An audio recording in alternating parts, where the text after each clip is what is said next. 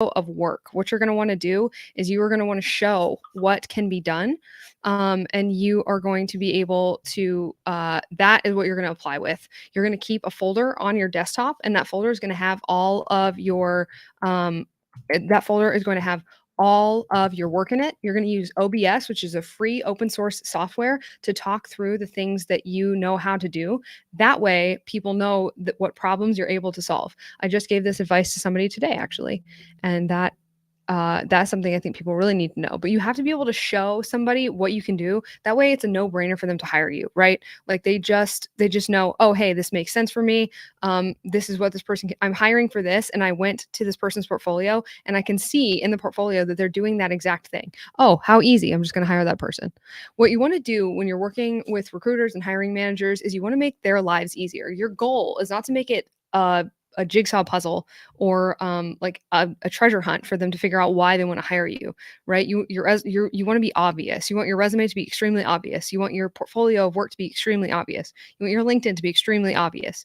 Do not make these poor people do any more work. They're tired. They're tired. So just make their lives easy. Like just explain what it is you do and what problem you solve for a business. How do you make the business money? How do you make things work better? How do you save time? Those are the things that you want to show a business. And when they see that you can do that, they are going to want to hire you. And that is how you're going to do it.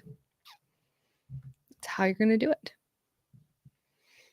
I hope that helps. But anybody who I feel very strongly about, hey, Kel, my best friend is on the live stream. She is 0 times 3. Absolutely. Absolutely. Absolutely. Yeah. So for business analysis, oh, and then Brian asked about how to be a virtual assistant. The best way to be a virtual assistant is to find somebody whose content you like, and to say, hey, I want to do this for you. Here's a service I want to do for you. Like I'm going to post your TikToks, or I can schedule your these things, or I can help you produce your podcast, or what have you. And then offer to do those things. Offer to do the first one. Well, the best thing you can do is actually do a little bit of work just to show portfolio, right? So use Canva, use some free tool, and show them, hey, I made thumbnails for your YouTube videos. Here's 5, right? $0. And then if they like them, then say, oh, sure, I can help you with these type of services. I can do this, and this for you. My monthly price is this much. And now you have a business. What job should I apply for once I pass the Salesforce admin? The official James G. The official James G. You should apply for Salesforce administrator jobs. So what you're going to do is you're going to search Salesforce administrator jobs and then your location. The reason for that is because you want to see jobs, even if you're looking for remote work, you want to see jobs that show up in your area as well. Because if you do that, you may be one of the only applicants for that job. And you never know what's going to happen. So it's a good idea to just apply to any Salesforce job that is going to pay you what you'd like to get paid. If it's your first Salesforce job, getting your foot in the door is the biggest thing. If you're trying to get into tech, the first job is the hardest. After that, everything gets way easier. Would you recommend going the software engineering or data path? Ooh, Nestor, that's hard. I think that is a that's what she said. I think that is probably a question for the type of work you want to do. Data analysis is going to be, so it's a lot of spreadsheets, right? It's a lot of spreadsheets. And then you're going to be more involved with higher up questions. And what I mean by that is a lot of data analytics now is going to be you asking yourself, okay, you're going to be interfacing with people who need certain reports and numbers from you, who need you to get certain results. It's not going to be you alone with the spreadsheet. It's going to be you alone with the spreadsheet in tandem with somebody else who needs you to get a certain result or get a certain answer from a spreadsheet of numbers, right? So when you do that, you're going to be working with people who are asking, okay, well, we're searching for this variable. So does this work? Why are we looking for this? Is this the number that we need? So it's a little more nebulous, is a little more loose, a little more conceptual, whereas software engineering is very much, we need to build this thing. Now, there is a level of creativity and critical thinking, obviously, that goes into software engineering, because you're going to have to decide how to build this thing or fix this problem, which usually involves building a thing. And so when you do that, it's more regimented, and then you do work in a team of people. And so it depends on, thanks for the pizza, Jeremy. And then so it really depends on what kind of work you want to do, or what kind of money you're trying to make. She is 0 times 3. The business analyst certification name is PMI, so Project Management Institute. Project Management Institute business analyst. So look that up. It's called a PBA, Professional Business Analysis Certification. That was my second cert, actually. My business analyst certification. I studied for that one for 3 weeks. The book is massive.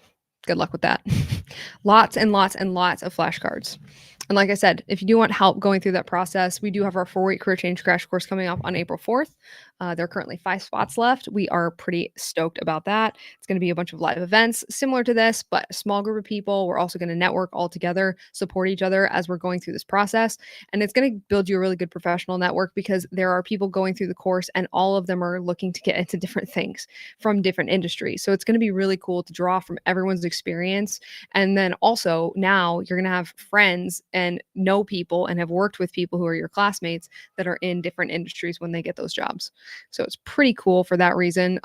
That's actually one of the reasons we designed it the way it is. It's a small group. Hey, Sam. Sam is in our 4-week career change crash course. Sorry to those of you who were joining our lives. I was not well over the weekend over the last couple days. What day is it? And so I was out for the last couple days, but we are back on our 8 p.m. live stream. Sorry for the delay. But yeah, pretty excited. We're also now streaming on LinkedIn and YouTube. If you want to connect with me on LinkedIn, please go for it. Hey, Sam. No, you're good. I'm a little late by 2 days, so you're fine. I hope you had a good day at work. Sam is transitioning from accounting. We have a lot of different people in our crash course. People are transitioning from teaching, they're transitioning from medicine, they're transitioning from accounting. We have someone who is transitioning from a PhD field, which is very interesting. We have someone who is tentatively about to join the crash course. That the time change made us all not well. Does anyone else follow Andrew, the creator on here? Andrew on TikTok. Andrew, he talked about that. He said that we are all like destroyed for the week after the time change, and I think that is accurate. It makes everyone useless. Anyone else feel that way? I hate the week after any sort of daylight savings. Oh, Ray Coleman, transitioning out of a job into a new job. So a lot of people are transitioning into tech jobs. We did have someone that was actually looking for a glass blowing job, which is kind of interesting. But our 4-week career change crash course is about going from a job you have into the job that you want, using your existing experience and then finding skills that are really necessary. And I don't mean experience requirements. I don't mean degree requirements. I mean, no degrees. I mean, no, we're not doing that. What we're picking is very specific skills that are valuable to employers and then leveraging them with our existing skill sets to get the work that we want by rewriting our resumes, learning application skills, learning how to interview successfully, which is a big deal. One of the things we're teaching actually too is lighting and sound. So your interview should look like the way I'm lit right now is how your lighting will look after you go through our crash course. I didn't notice the time change until someone told me the next day. You know what is so funny is that Sam, that's so funny. I never do. I'm always like, is it forward or back? I don't even know. Like I assume that if it's important, other people will tell me. Ray Coleman, what are you trying to go from and what are you trying to get into? Because a lot of people in the US are trying to do that right now. 1 in 3 people, I heard this interesting fact. 1 out of 3 people right now are trying to get into a different job using skills learning. And they're calling it, they're called MOOCs, like massive open online courses, which that's how people are trying to do it. They're trying to teach themselves. Ray, the course is $1,150. It is 4 weeks long. We are doing live events and you get lifetime support in our degree-free network, which is our community of people. So Ryan, my husband and podcast co-host, we are both going to be supporting everybody who's in our cohort. There's only 20 people and we're going to support them until they get their job, which we're pretty stoked about actually, because everybody in the course is like focused and ready to work and we're all going to get together, work through each other's experience, work through each other's resumes. It's pretty awesome.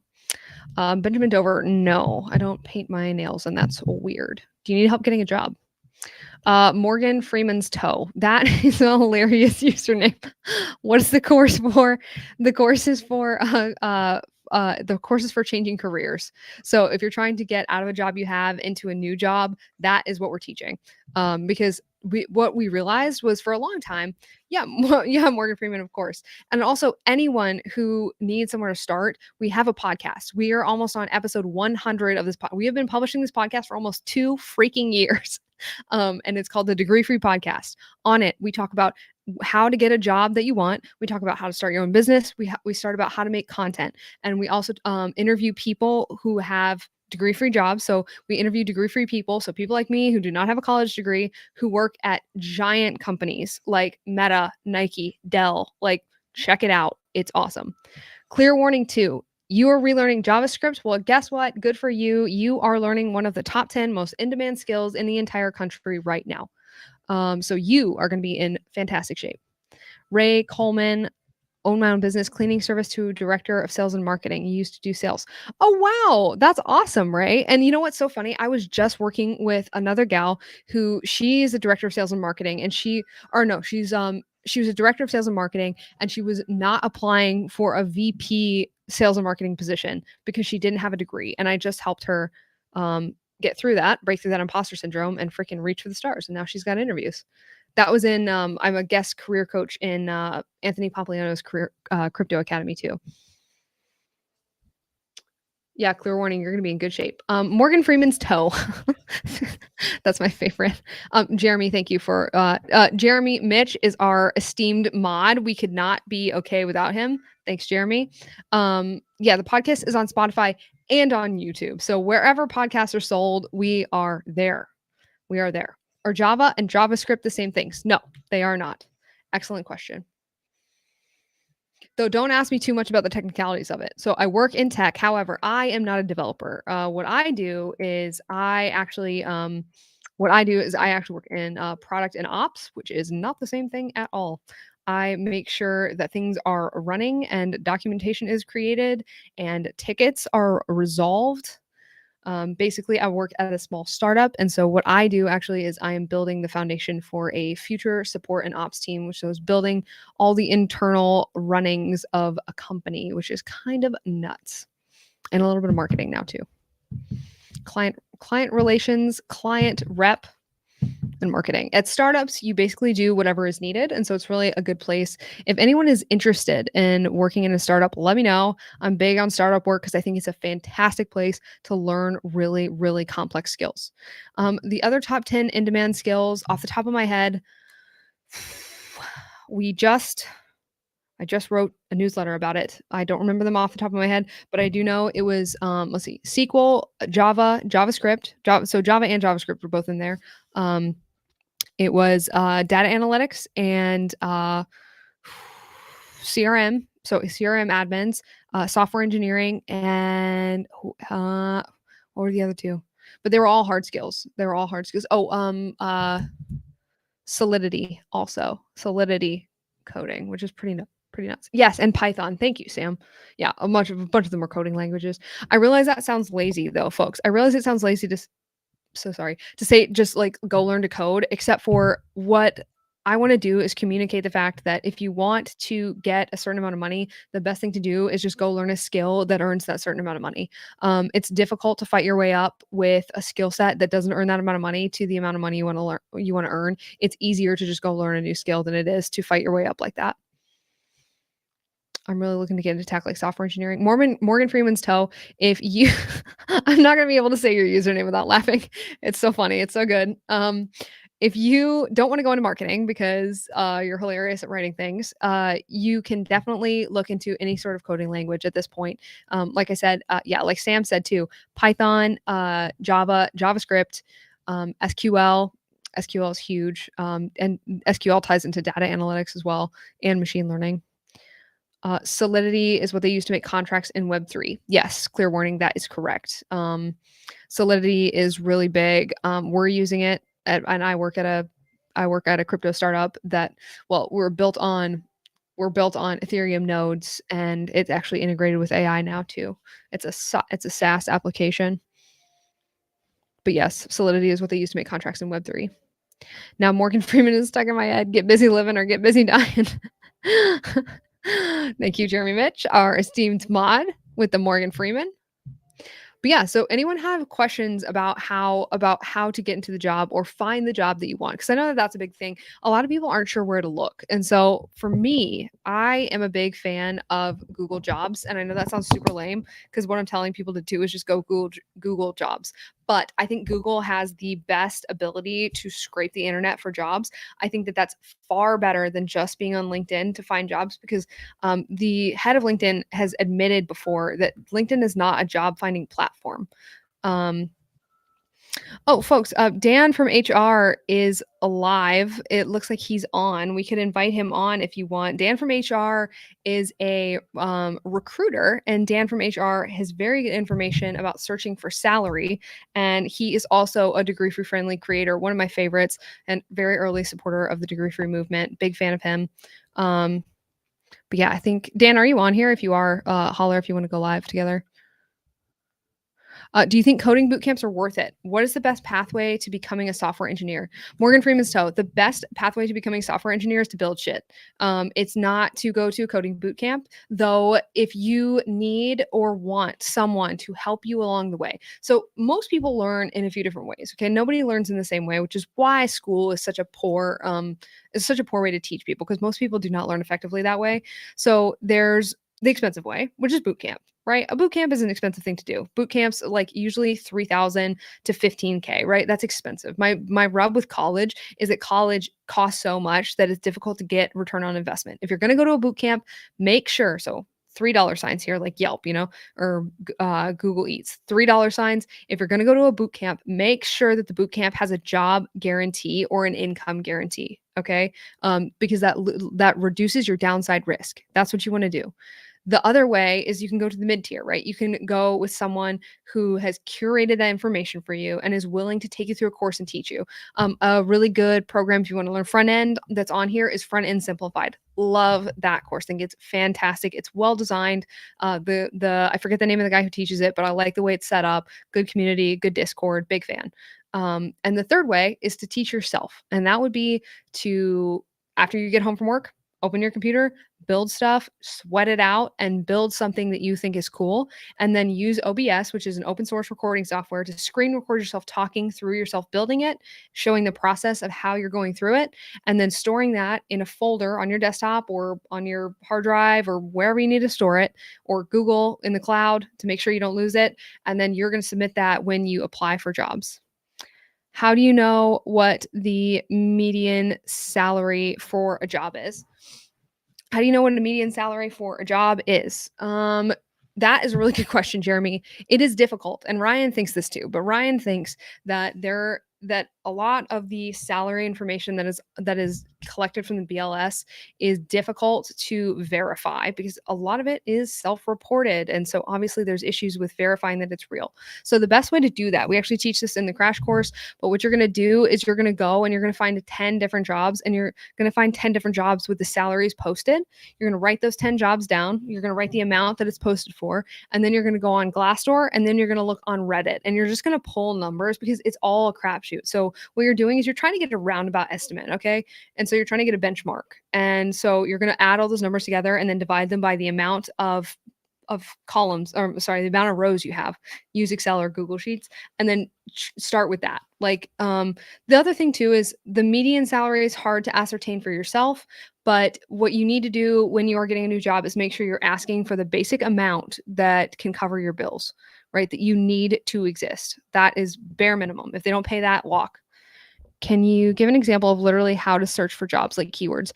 VowCal, that is, yes, I can. The way to search for jobs is to search for the job title and then with the type of situation you want to work in. So if I want to be a Salesforce admin remotely, I would search, or hybrid, I would say remote Salesforce admin, Texas. Boom. That's what you're looking for. I know that sounds super simple, but I promise you that is the best way to look. Avoid job boards if you can. If you go on a job board to look at a job posting, follow it off to the original website on the actual company website and apply there. Do not apply on LinkedIn or Indeed or any of those things if you can help it. Do you think there's still a lot of racism and misogyny in the workforce?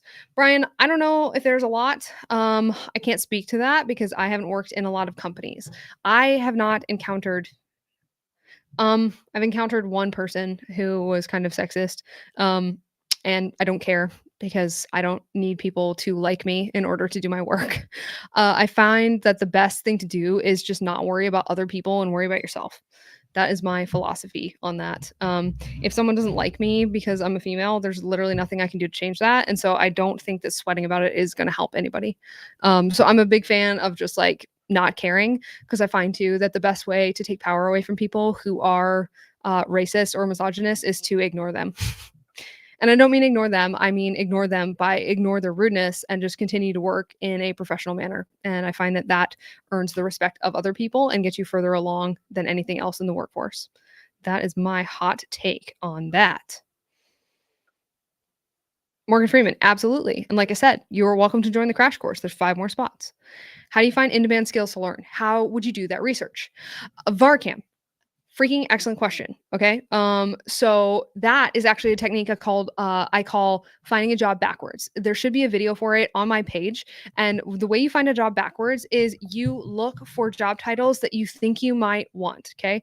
And you do that by looking up, you work backwards, right? So first you figure out, what do you want in life? Okay. What do you want your weeks to look like? What do you want your days to look like? All right. Now, what amount of money do you need in order to make that happen? Right. Like, what amount of money do you need to pay your bills, to be financially free? And I mean financially free, like making ends meet and being okay with how much money you earn.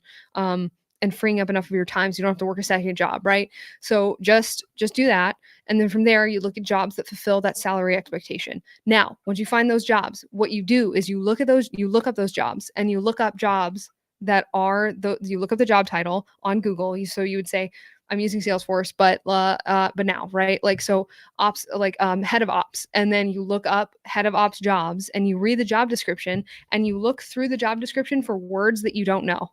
You look through the job description for tools, software tools that you don't know what they are. You look through the job description for like methodologies that you don't know what they are, certifications that you don't know what they are, and then you look those things up. You see how long they take to learn, you see how much they cost, and you go through and estimate if you could do them or not. That's how you do it. And that's finding a job backwards, which is completely separate from how they taught us to find jobs. They told us to buy college degrees and then go look for a job that would like hopefully value our degree, which is stupid advice. And that's how so many of us got caught in the student debt trap. But instead, what we need to do is go to the companies, look through the job descriptions, ignore degree requirements, ignore experience requirements. It's all bullshit. It's all made up. It's copy pasted for like 10 years at a time, and no one cares. Look up the actual skills. And that's how you do it. I'm new here. Do you mind sharing what job position you do? Weird corporate culture, not at all. That's a funny username. I'm the head of ops, and I do a little bit of product work at a startup. I don't share the name of the startup because I have had people message a company that I had on my LinkedIn that is my company, that is my and Ryan's publishing company, our media company, and try to get me fired for saying that I am anti-education. So I no longer post the name of the company I work for because it's distracting. It's distracting to my company, even though they don't care and they support the podcast and they are very supportive of Ryan and I. Median salary should be higher in different locations depending on the cost of living. Yes, Sam, I agree with that. And it is. It often is. Usually in high cost of living areas, the median salary is slightly higher. There are weird places like where Ryan and I are from in Honolulu, where the median salary is actually lower than the cost of living and lower than a national average, which is really weird and stupid. And it makes it very difficult for local people to stay in Hawaii because of that. That is for a variety of reasons. I think that happens in a lot of large cities.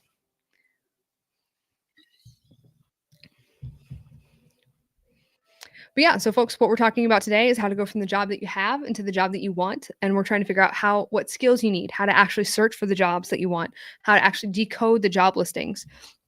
I think on a previous live stream, actually, I said, and I'm going to. There's just so many projects we're doing, and mostly right now, what I'm working on is I'm working for job research for the Career Change Crash Course people.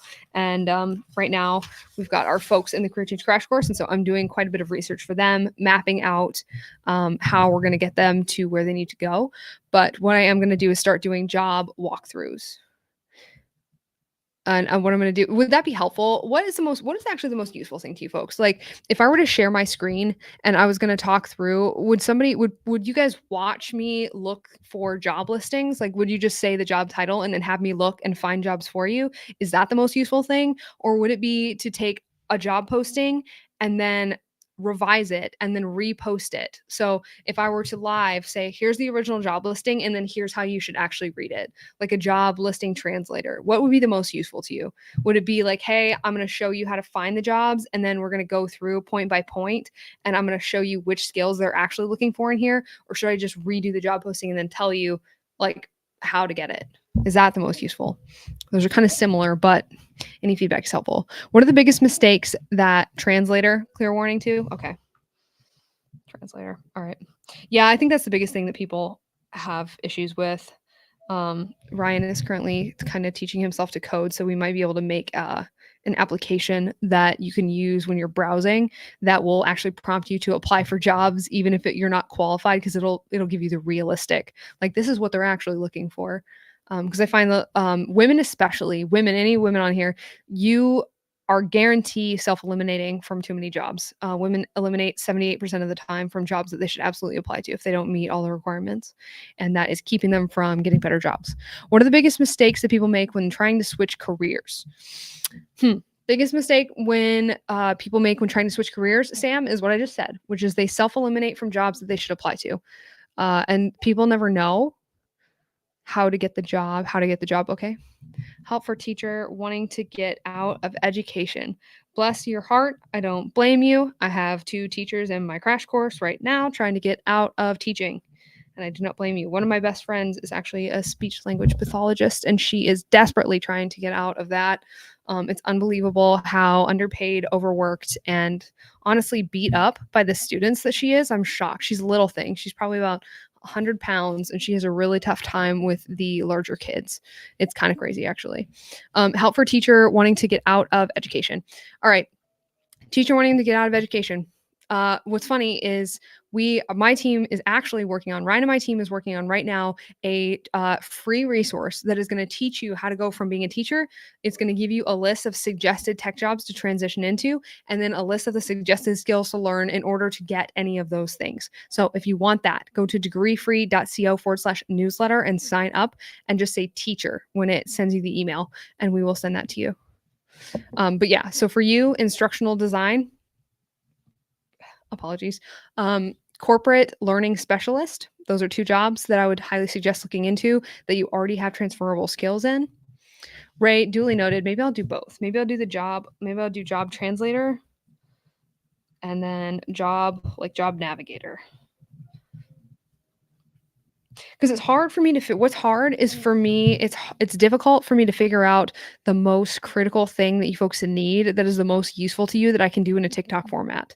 And that's what I'm trying to figure out what to do, right? Because I try to do job search tips and those don't do too well, so they must not be that useful. I've done tech certifications before. People think those are useful, but the thing is, I think they're not that helpful actually, because it doesn't take people, like it doesn't teach how to think. It doesn't teach mindset. And once you have mindset, you can do anything.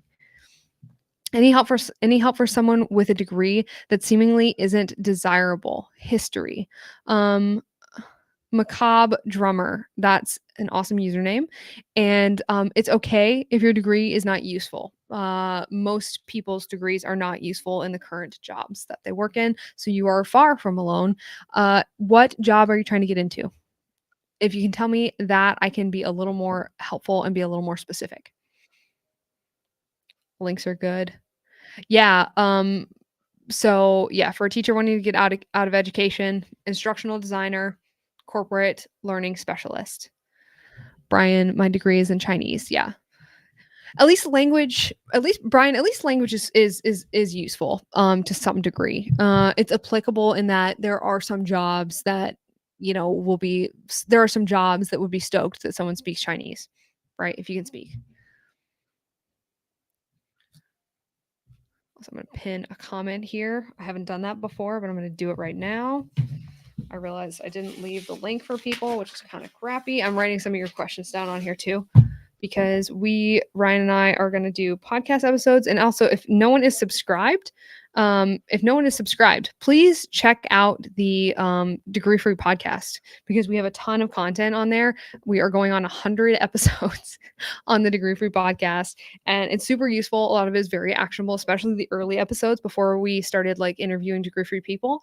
A lot of those are very much like, here's step by step, here's what to do, here's ideas on how to do it. So we're big on that. How to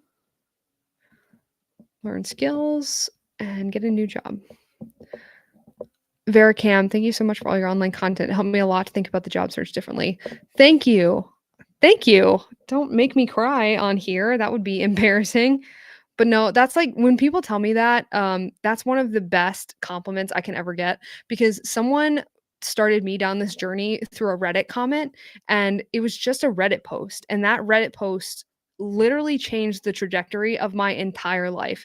And so my goal in starting to talk about this was just to inspire people to know what's possible, to know that they can try things, to know that they can do things, to know that they can reach. Like all of us can reach.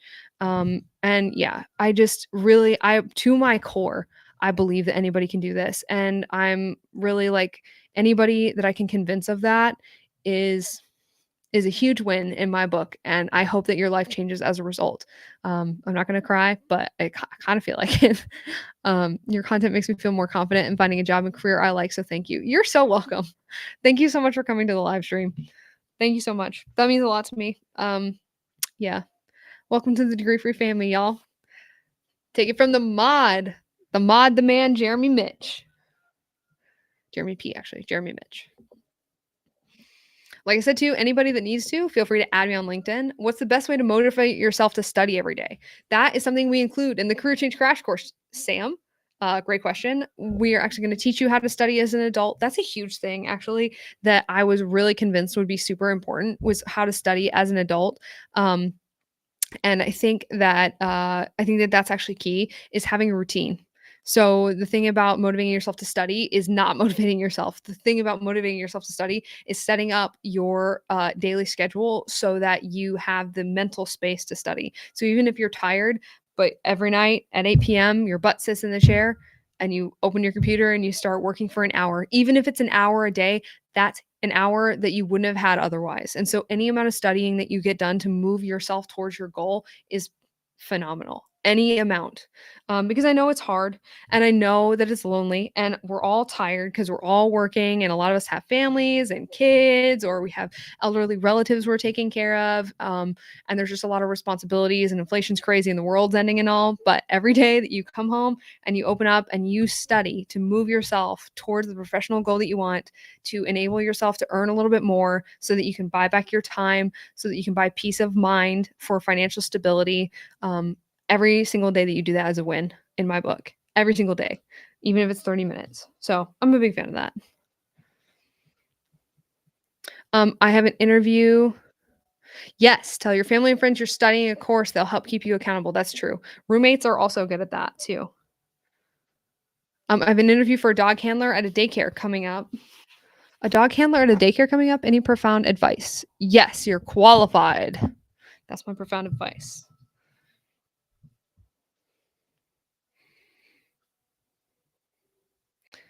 Let's see.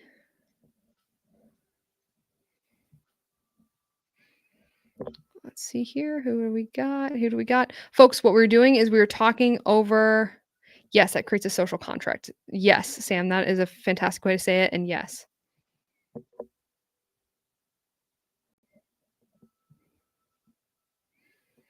I am pinning a comment. There we go. Maybe Jeremy can pin my comment. It never lets me pin my comments. All right. Yes. It lets you create a social contract. Correct. But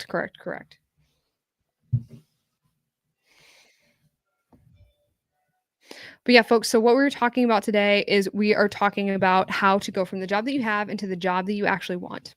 Yes, I do struggle with doubt and I know I want to practice interview questions or keeping my calm and practicing. Yeah, Blake, that's a big one actually. So that is the best way you can help yourself. My tip for you would be to take your phone and set it somewhere at eye level and practice answering questions that you think they may ask you. Like, this is something we do in the crash course, but there's a list of commonly asked interview questions. You can Google some if you want to. We've curated our list, but just look up common interview questions, set up your phone exactly like mine set up now, and then just practice using your hands, smiling, being expressive, and answering questions. The reason is because, two, you want to see, one, how you look, two, listen to how you sound, and then three, make sure that your answers actually make sense. I tend to do that where I will sometimes lose a train of thought when I'm speaking. And that happens to me. Like, I'm a professional podcaster and I'm a professional TikTok creator, and I still lose my train of thought all the time. These lives really expose me too, because if you on TikTok, you can stop and start the button, right? And so you don't see it, you guys don't see it. I edit it out so you don't see me losing my train of thought, because I have the attention span of a goldfish. So that's a big thing. So just practice, and that's the thing. Don't cut the video. It's just raw video, and don't start over every time you mess up. Just play it and keep going on through, right? Because what you don't want to do is, if you're practicing and you lose your train of thought, you won't be able to stop the video because it'll be the real interview. So when you're practicing, just let it play through, recover, and keep practicing. And just run those through. Even when you're driving, when you're going about your day-to-day life, like when you're in the shower, when you're taking a walk, when you're going to get groceries, just slowly practice answering the interview questions to yourself. Can you tell me again about virtual assistant jobs? I want to write it down. Yeah, Brian, of course. If you want to be a virtual assistant, what you're going to do is you're going to go to your favorite content creators, because all of them are in over their heads with work. Make sure that you're picking content creators that probably have enough traffic to be able to pay you, right? So you want people that are maybe monetizing a little bit, so that you know that there's a little bit of money there for you in order to be able to be hired to work for them.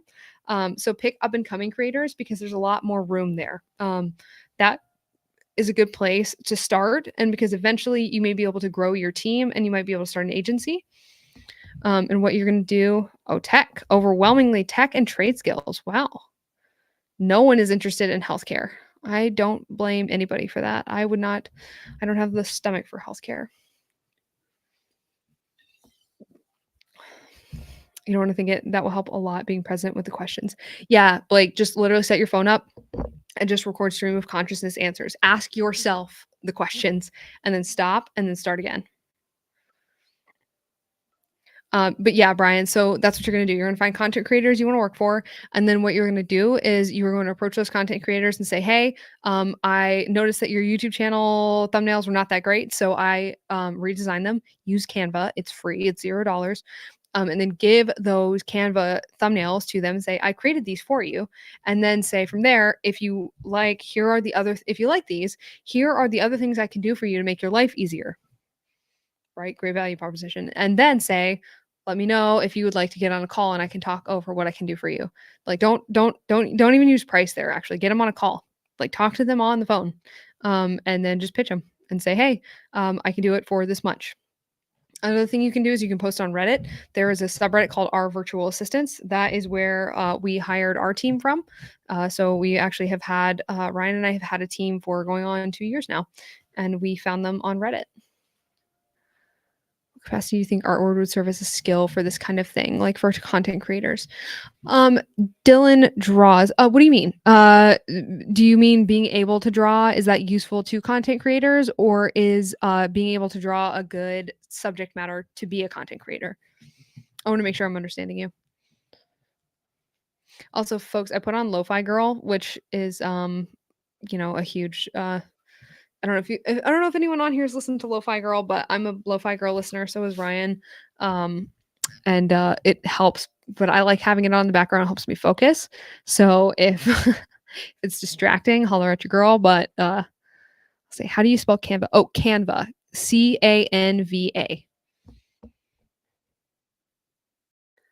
I got a job in risk advisory. You say you can get me a better one. I'm happy with it. Andrew Comer. Maybe I can't. That's awesome. That's awesome. Congratulations.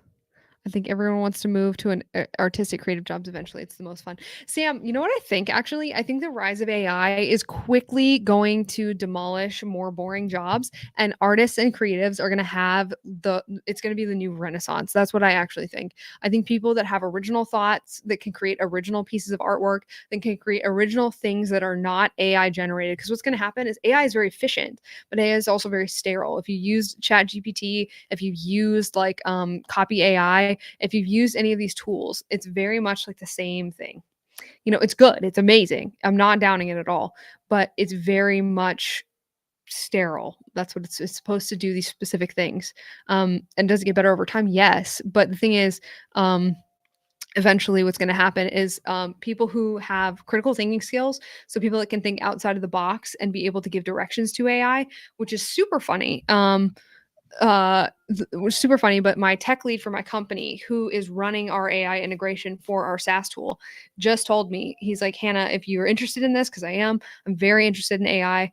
He's like, if you're interested in this, the best thing you can do is actually learn a little bit more about the theory. He said, because being able to ask the questions that are higher above the AI, like, what are we teaching it? If we feed it this, are we creating bias in the data? He's like, that's actually going to become a very in-demand skill set. So analysis, human critical thinking outside of jobs. But I actually think that tech work over the long term is going to turn into blue collar work, like over the next 20 years. Like I think my job now will end up being a blue collar job. And I think that tradespeople are actually going to be white collar. They're going to be running everything. Would you pitch contract work over a long period of time or a standard fee for each custom work? Dylan, that depends. If you're working with a large client that can afford a contract, yeah, I would do a retainer. If you are taking really individual orders, then I would say standard fee for each custom work. Something that's probably a good idea too would be if you're working with a large client who wants to buy a bundle from you, I would discount a little bit, provide an incentive for them to buy a larger package from you because it secures your work for a longer period of time. Any tips on bettering my critical thinking skills? I feel like they aren't good. Andrew, that's a really good question. And I've actually been asking myself the same question recently. And you know what's so funny is Ryan's my husband and my podcast co-host. He suggested chess. I don't play chess. He plays chess. And chess is a really good way to hone your critical thinking skills. Another way to hone your critical thinking skills, I believe, is complex writing. And when I say complex writing, I mean writing down, structuring an argument for something you feel strongly about to post on social media. The reason I think that this is because it forces you to think through your thought process and see if it makes sense, and then see if it's clear enough in order to present to other people for their consideration. And I think that tripwire kind of makes you very critical of whether or not your thought pattern, whether your logic is flawed or whether it is straight so you can track it. So I think that those are my two. So chess and then writing/content creation. I think we're moving in a more skill-based labor market rather than degree-based very soon. Yeah, I could not agree with that more. It's also the fact that I don't know if you folks know this, but 25% contract work saw a 25% increase last year. That means that the entire labor market is moving this way. Now, there's no right or wrong to this. Okay, this is just my observation, but what is going to happen is because it gets more risky all the time for companies to hire because of overregulation. What's going to happen is companies are going to start contracting people. It's just easier. It's faster to hire, and also because they need to hire and they need to hire quick and they need to change people quickly because there's so much churn. And so, what's going to happen is they're going to contract people. People are going to get hired instantaneously. In my mind, and Ryan and I actually have a mock-up for this, but we actually mapped out an app that, imagine having your phone with you, okay, and your phone is always on. This application is always on, and it's always on, and you just get invitations every day that just say, do you want an interview for this job at 5:30? Yes or no? And you can just say yes or no, and it immediately links you to a recruiter or a hiring manager who wants to interview you. So you don't even have to look. You just put your skills in, and then you are immediately fed interviews. And every day you get requests for interviews. And I think that is the future, actually. Yeah, let me know if you know any VCs that want to fund that idea. I think that that is the future of work, which is everyone interviews every day, and we get really good at selling our skills, and we get really good at negotiating because that is kind of what contract work is. It's like a mini business. Besides the certificate you got for Salesforce, what else did you do to stand out? Calypso, that's a really good question. What I did to stand out was I structured my resume very simply. And actually, I did not have a portfolio on my first job. I just looked really strategically. And so I looked really strategically and I applied to a lot of jobs. So my first certificate was my Salesforce admin. I had no other things on my resume. Um, and I applied with that. I applied with that. And my job right before that was working in a call center at a timeshare company. Timeshare company, I was selling tours and activities island tours because we were living in Honolulu at the time. Chess is great for problem solving, critical thinking. Yes, Sam, absolutely. I'm building my resume to make it look professional while using Chat GPT and tweaking it. That's awesome, Axel. I was just teaching in a course, and someone else in there who was an SEO was actually doing that. And his job is search engine optimization, but he was using Chat GPT. Those are great. The OMG, those are great ideas. Long-term planning is good for critical thinking. Where do I want to be 12 months from now? Jeremy, that's an awesome point. I quit my job and I'm looking to find a job with content creation and social media marketing. I need help. Axel, what you're going to do is you're going to Google content creator jobs and see what comes up.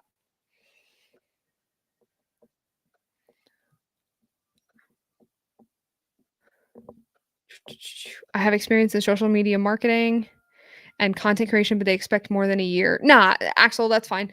Don't self eliminate based on that. Ignore that. Apply anyway with your portfolio of work. Texas Hold'em helps with critical thinking too. Sam, I think that the way that you're learning critical thinking is a lot more fun than the way the rest of us are learning it.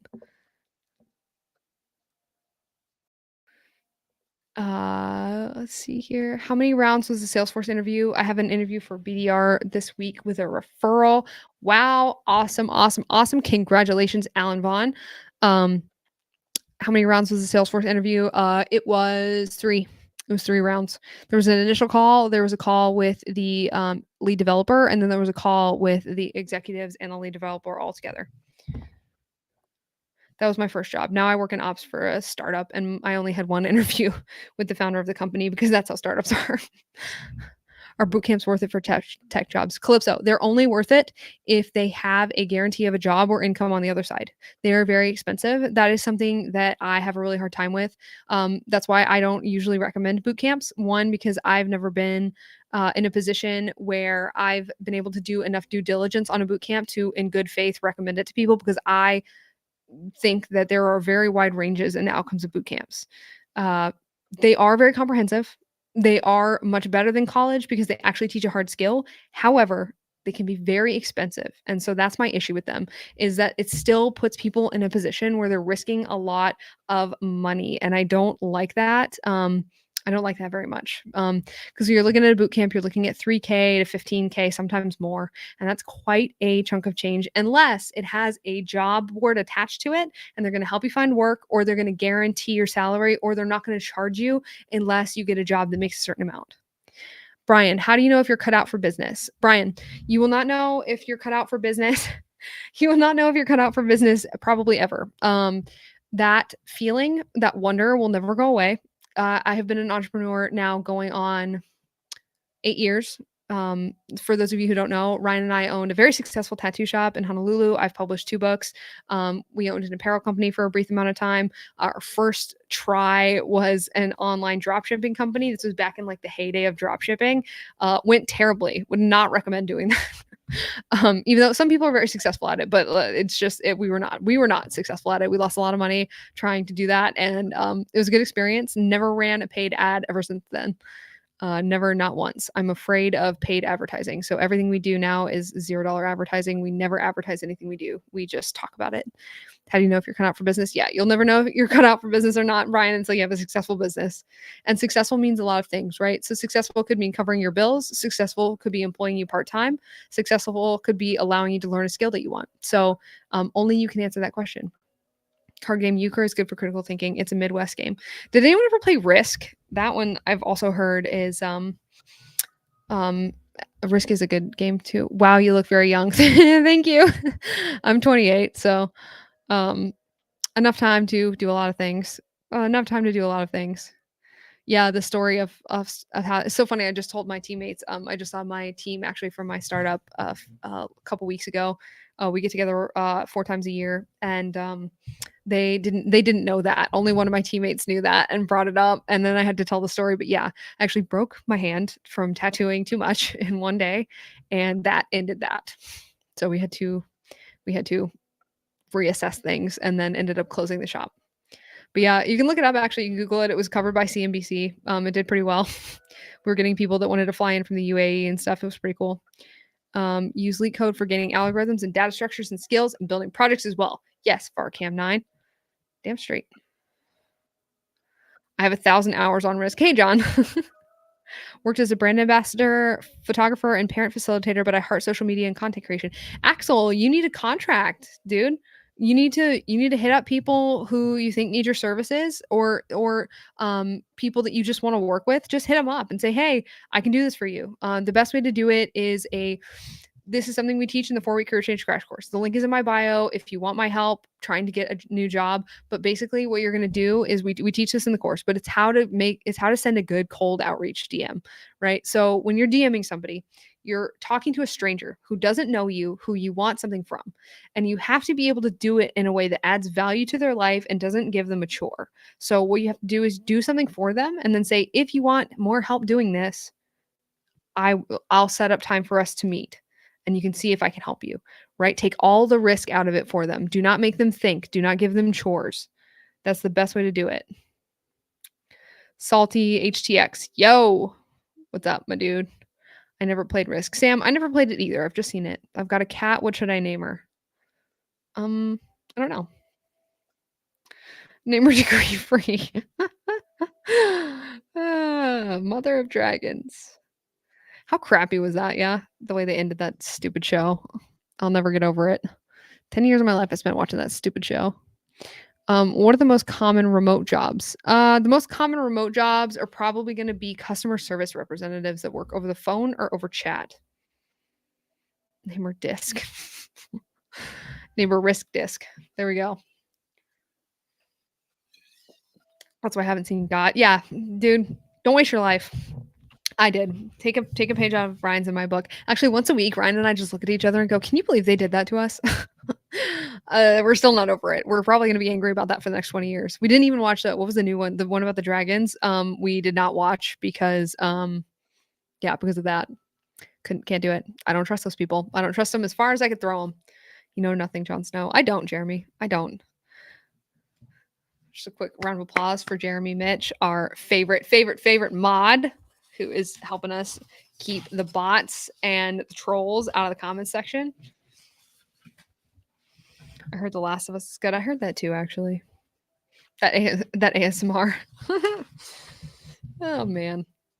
But yeah, folks, so if you're just joining us, what we're doing is we're going from the job we have to the job that we want.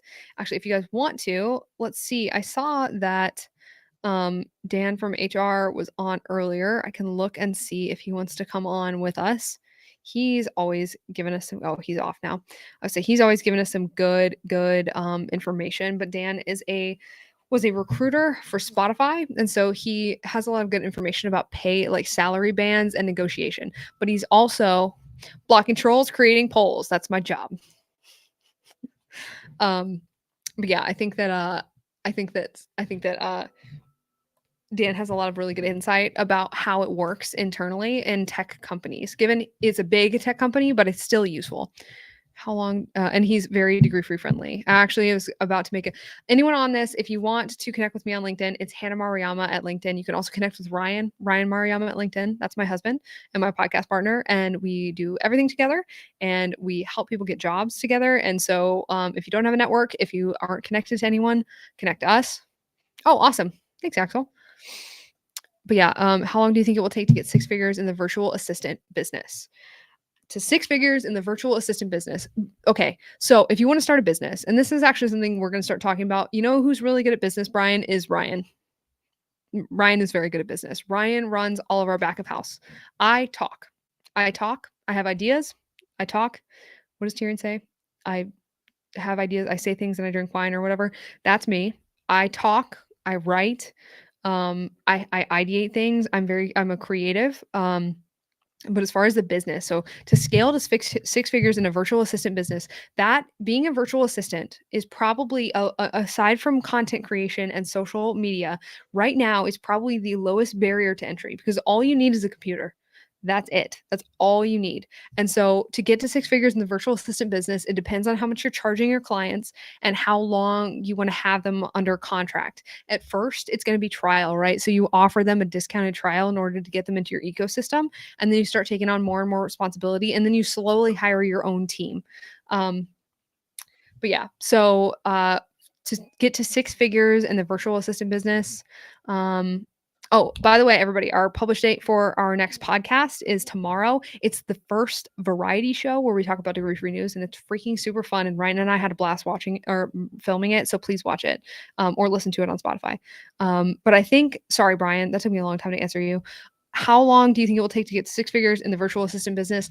I think, let's see, you're doing two, let's say you're charging somebody 2 grand a month.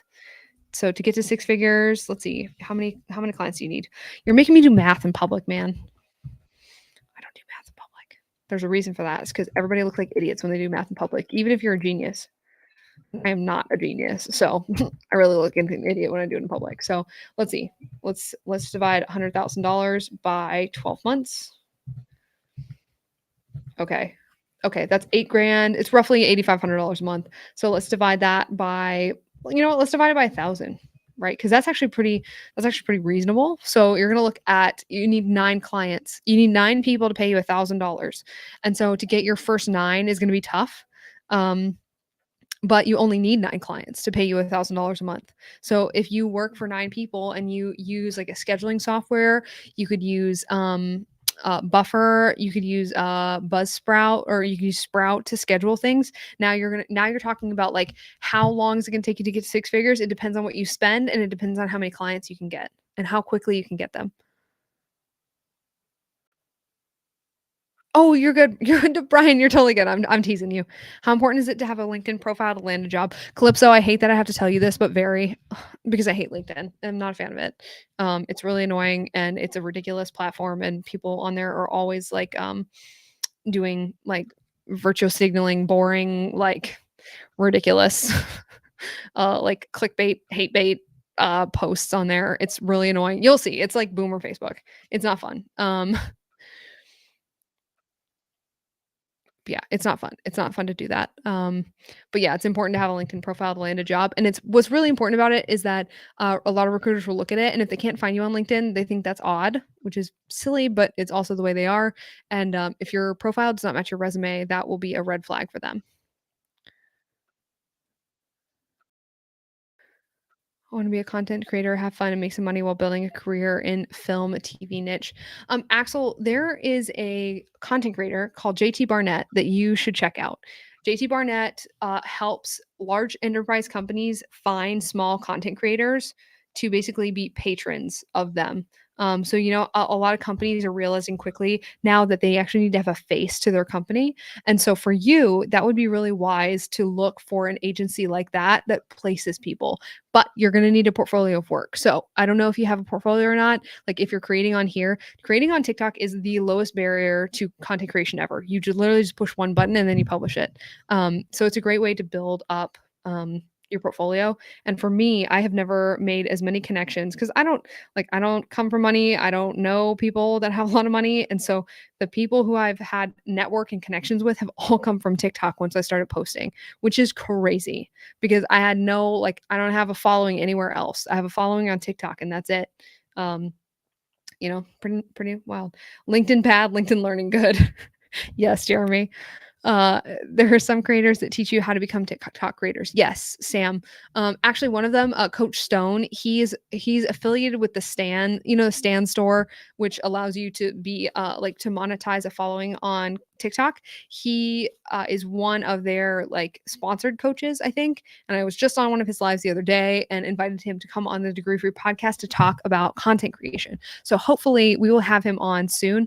I just messaged him on LinkedIn per his I asked him to be on the pod and he said yes.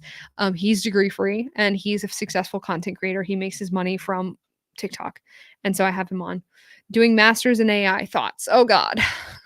My thoughts on doing a master's in anything are not very shiny. Funny story actually, and this one I was saving this for TikTok because the last time I posted this, everybody's hair caught on fire, and a bunch of comp sci students got really upset with me, which always means I'm saying the right thing.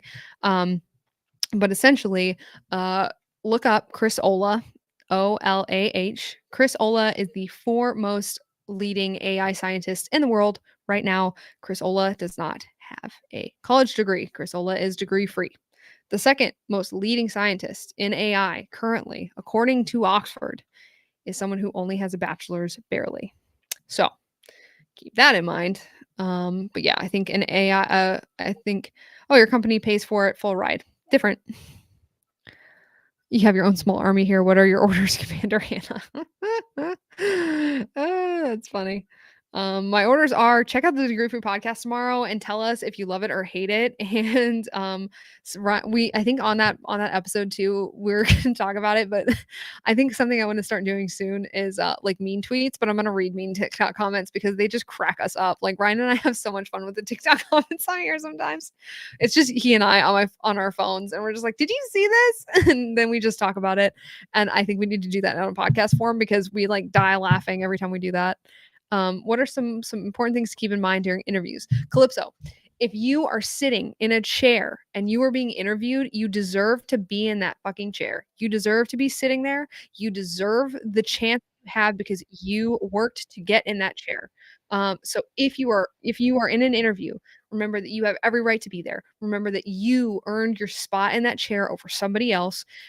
Remember too that if you make it to the interview, you are most likely qualified for the job, even if you don't think you are. If the company does not screen you out and you make it to the interview, 75% chance. 75% chance you're qualified enough for that role. That's by my estimation.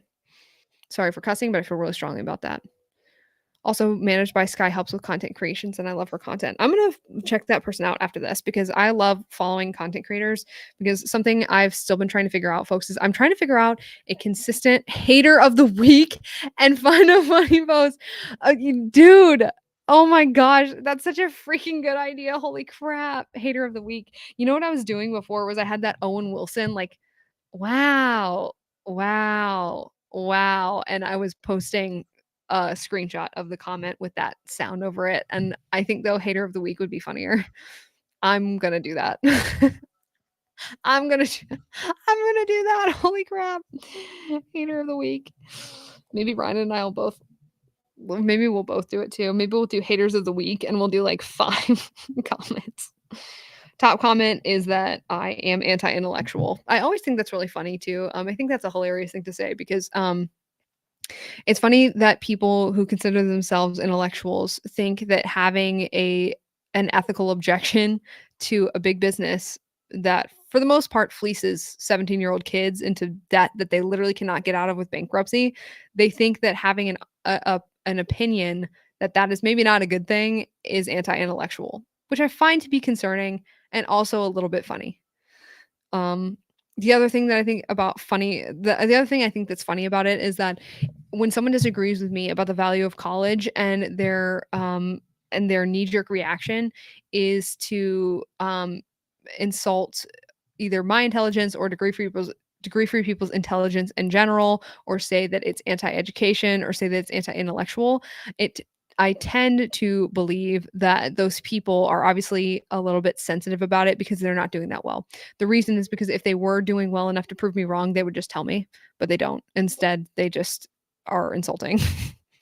And so I feel a little bit bad. Like when I see those comments, I laugh, but at the same time, I feel bad because I realize that they're probably in a tough spot. Like, I feel bad for them. I do feel sympathy for them. Or someone thinks this is content or scared people close-minded. That's so funny. Sinead Bovell is a great creator. She talks about AI a lot. Her job title is futurist. Her job title is futurist. You know what? My goal in life is to make up my own job title. Degree-free people value education, not just from colleges. Yeah, also folks follow No Degree. That's Yonid. He is a fantastic degree-free friendly content creator. Yonid, I'm about to tag you in a LinkedIn post for degree-free friendly content creators that people should follow. But yeah, the idea that someone can only be educated by purchasing something from a college is ludicrous. It's very silly. And it's the thing is though, what we have to remember is that a very powerful marketing machine with a lot of money at stake has invested quite a bit into convincing us all of that.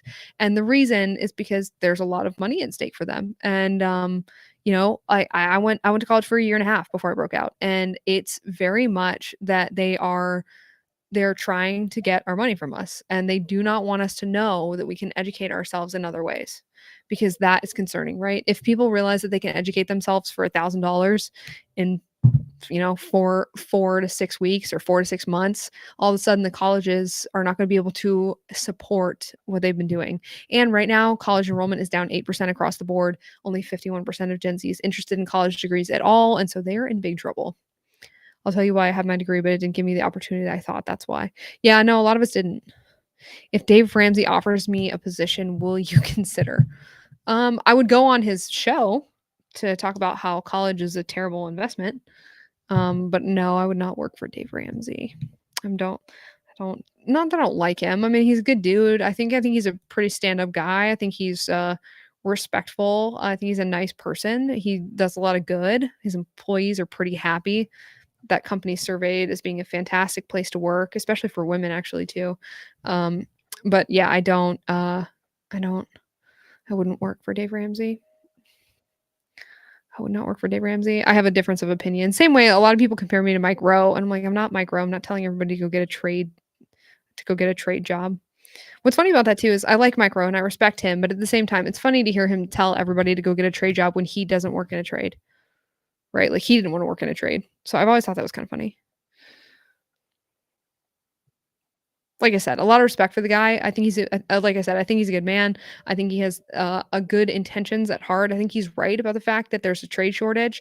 But I also think that I also do think it's ironic. Like he's like, yeah, go out, go out in the fields, go out in the heat, go out in the cold, and do this work. But then he doesn't do that himself. Like he is an entertainer, like me. Like he's a talking head like me.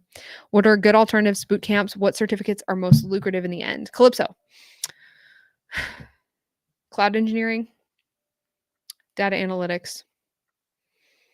And I think like, pound for pound impact, I would say any sort of CRM. So HubSpot, Salesforce, any sort of large SaaS tool really. HubSpot, Salesforce, if you get a ServiceNow certification, an ITIL certification, any of those would be extremely lucrative. ServiceNow has extremely profitable certifications. We did a partnership with them. That was our first like big partnership. But we did a partnership with them I think last month or 2 months ago for their Knowledge 2023 event. And because a lot of their certifications start in the six figures. No to Dave Ramsey. He's outdated and out of touch. I agree with that, Jeremy. I dodged a bullet going to college and I'm debt free. Oh, lucky you. I find that if you don't have the debt, it's much easier to be objective about your opportunities. And also you don't have as much pressure on you to make a pivot. But I will say for people that do have it, they're very driven. They're very driven to find a solution to it. And so a lot of people too, something Ryan and I talk about a lot is Ryan has an economics degree, right? And so something we talk about a lot is the fact that a lot of people are degree free because their degree has expired. It has expired in usefulness. It no longer aids them. And that's something that we've actually tried to establish and where we're working on is trying to figure out what the actual expiration date of a given college degree is. Yeah, John, that's a good question. Thank you for asking it. And thank you for showing up. I have to make a call, so I got to go. Thanks for the great advice. Of course, Sam, thanks for joining, and we'll see you soon. Only problem is I can't keep a job because I hate 9 to 5 because I want to do YouTube since 2010. Yeah, Axel, I totally get it. I was also a job hopper before I found the job that I like that I have now 2 years ago, and I really, really like it. I have a good team that I work with. But yeah, before that, I was never at a job very long. I get bored. And so content creation is a really good outlet for that. But yeah, folks, so like I said, if I think I'm gonna wrap up the live. We did good tonight. Very good tonight. Thank you so much. Like I said, add me on LinkedIn if you need help. Um, where should I go to learn about virtual assistant? Brian, I'm not sure. I will have to do a little bit of reading on that for you. But if you want to jump back on tomorrow night, I will help you with that. Thanks, Jeremy, for the rose. Appreciate it. Everyone, let's give a big round of thanks to Jeremy Mitch, our main mod man, Jeremy Mitch. Thank you so much, Jeremy. And then everybody, thank you so much. Andrew Hartz, we are ending our live for tonight. Tomorrow at 8 p.m., we are going to be working through how to get the job you want from the job you have now. That's what we've been doing. Yeah. So everybody, thank you so much for joining. So appreciate your time. So appreciate you hanging out with us. Thanks, my guy. Everybody have an amazing night. So appreciate you. Bye, y'all.